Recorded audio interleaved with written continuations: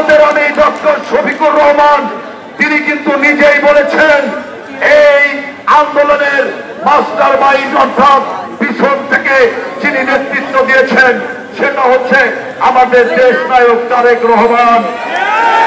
কিন্তু তারেক রহমান আজ পর্যন্ত নিজে তিনি কৃতিত্ব নেন নাই, তিনি যে পিছন থেকে ভূমিকা রেখেছেন তিনি আজ পর্যন্ত কৃতিত্ব নেন নাই বা তিনি দাবি করেন নাই।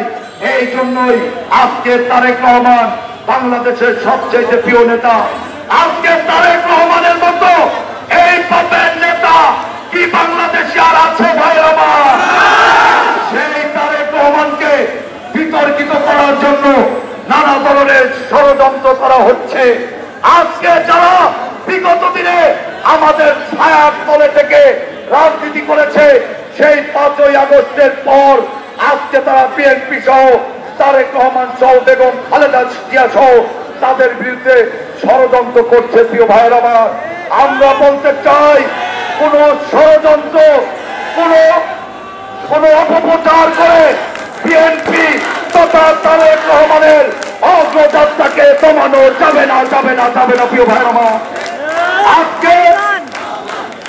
আজকে স্লোগান উঠেছে ষড়যন্ত্র হয়নি শেষ, জেগে থাকো বাংলাদেশ। আজকে ষড়যন্ত্র হয়নি শেষ, জেগে থাকো বাংলাদেশ। আজকে স্লোগান উঠেছে যে পিন্ডি নয়, দিল্লি নয়, বাংলাদেশ, বাংলাদেশ। আজকে বাংলাদেশ দেশ নায়ক তারেক রহমান তথা বিএনপি ভারতের দালালি করে না, পিন্ডির দালালি করে না। আজকে তারেক রহমান বাংলাদেশের জনগণের জন্য রাজনীতি করে। আজকে বিভিন্ন ভাবে ষড়যন্ত্র করে এই বিজয়কে নস্যাৎ করার জন্য বিভিন্ন ভাবে ষড়যন্ত্র করা হচ্ছে।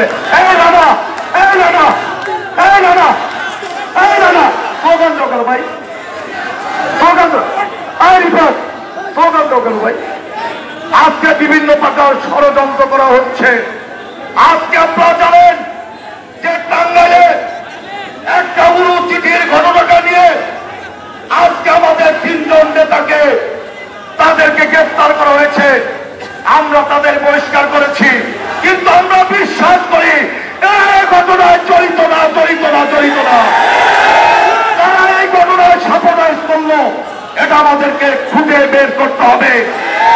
এমনি ভাবে সারা বাংলাদেশে বিএনপির বিরুদ্ধে অপপ্রচার করে আজকে বিএনপির অগ্রযাত্রাকে ব্যাহত করতে চাচ্ছে। প্রিয় ভাইরা আমার, আমরা তাই বলতে চাই আমাদের মধ্যে নেতৃত্বের প্রতিযোগিতা থাকতে পারে, আমাদের মধ্যে নেতৃত্বের দৌড় থাকতে পারে, কিন্তু বাংলাদেশের পক্ষে, বাংলাদেশি জাতীয়তাবাদের পক্ষে এবং দেশের স্বাধীনতা সার্বভৌমত্বের পক্ষে এবং ফ্যাসিস্টের রুখে দিতে আমরা সকলেই ঐক্যবদ্ধ থাকবো। প্রিয় ভাইরা আমার, প্রিয় ভাইরা আমার, আমি বক্তব্য দীর্ঘায়িত করতে চাই না, শুধু বলতে চাই যে আজকে এই 5 তারিখের আন্দোলনে আপনারা যে ভূমিকা রেখেছেন, বিশেষ করে টাঙ্গাইলের বিএনপি অঙ্গ সংগঠনের গুলো যে পরিবারের সকল নেতৃবৃন্দ, আপনাদেরকে সাধুবাদ জানাই, ধন্যবাদ জানাই।